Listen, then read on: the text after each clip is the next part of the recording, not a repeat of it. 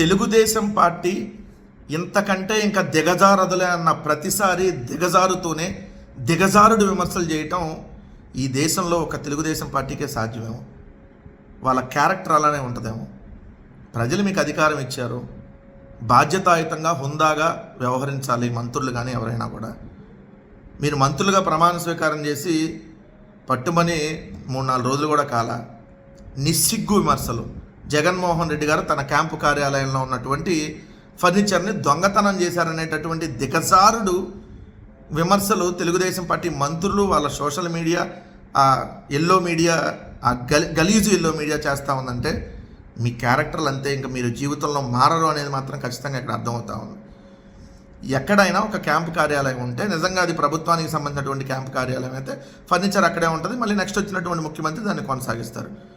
But Andhra Pradesh రాష్ట్రంలో జగన్మోహన్ రెడ్డి గారు ముఖ్యమంత్రి అయిన తర్వాత తన ఇంటిని ఆనుకొని ఉన్నటువంటి పార్టీ ఆఫీస్గా ఉపయోగించుకోవాలనుకున్నటువంటి తాను సొంతంగా నిర్మించుకున్నటువంటి క్యాంపు కార్యాలయంలో సీఎంఓగా అంటే చీఫ్ మినిస్టర్ ఆఫీస్గా దాన్నే వినియోగిస్తున్నప్పుడు ప్రభుత్వానికి సంబంధించినటువంటి ఫర్నిచర్ని తీసుకొని వచ్చి అక్కడ పెట్టడం అనేది ఆనవాయితీగా జరుగుతుంది.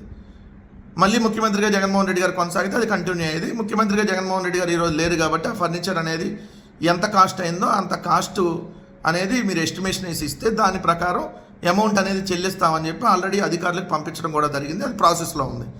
కానీ తెలుగుదేశం పార్టీ మంత్రులు, వాళ్ళ మీడియా సిగ్గు, అసలు కనీసం మనుషుల్లాగా ప్రవర్తిస్తున్నారా అనేది కూడా మర్చిపోయి రాజకీయం కోసం దిగజారిపోయి దిగజారుడు విమర్శలు చేస్తూ మరొకసారి వాళ్ళ క్యారెక్టర్ ఏందని నిరూపించుకున్నారు. అని అసలు జగన్మోహన్ రెడ్డి గారి గురించి విమర్శించే స్థాయి మీది.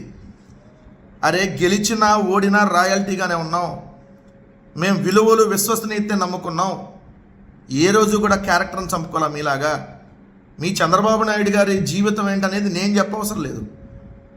ఇప్పుడు ప్రస్తుతం మీ క్యాబినెట్లో మంత్రిగా ఉన్నటువంటి నాదెండ్ల మనోహర్ గారి తండ్రి అయినటువంటి నాదెండ్ల భాస్కర్ రావు గారు మీ చంద్రబాబు నాయుడు గారి క్యారెక్టర్ గురించి ఒక టీవీ ఛానల్కి ఇచ్చినటువంటి ఇంటర్వ్యూలో ఆయన మాట్లాడినటువంటి మాటలు ఒకసారి వింటే చంద్రబాబు నాయుడు అనే అతనటువంటి క్యారెక్టర్ ఎలా ఉంటుంది అనేది ప్రజలకు కూడా మరొకసారి అర్థమైంది. మీరు గెలిచి ఉండొచ్చు రాజకీయంగా, ఒకసారి వినండి. కాంగ్రెస్లో మేము ఉన్నప్పుడు వాడు ఉన్నాడు, మాతో వాడి బిహేవియర్ మాకు తెలుసు.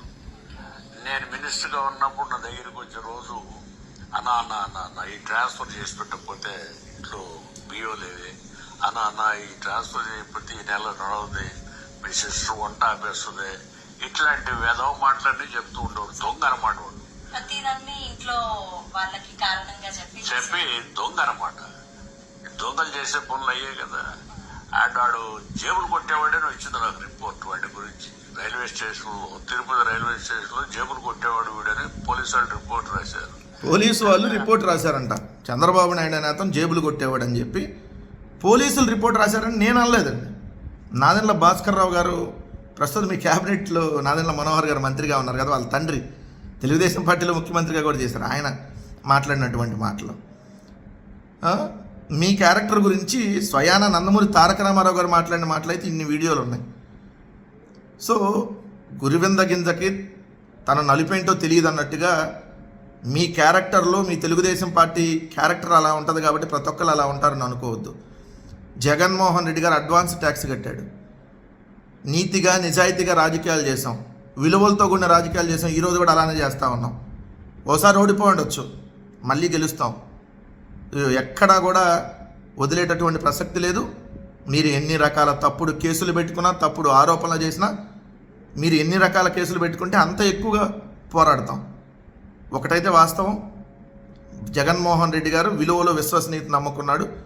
అది ఒకసారి ఓడిపోయి ఉండొచ్చు, బట్ లాంగ్ రన్లో ఎప్పుడు గెలుస్తూనే ఉంటుంది. ఇది మాత్రం వాస్తవం.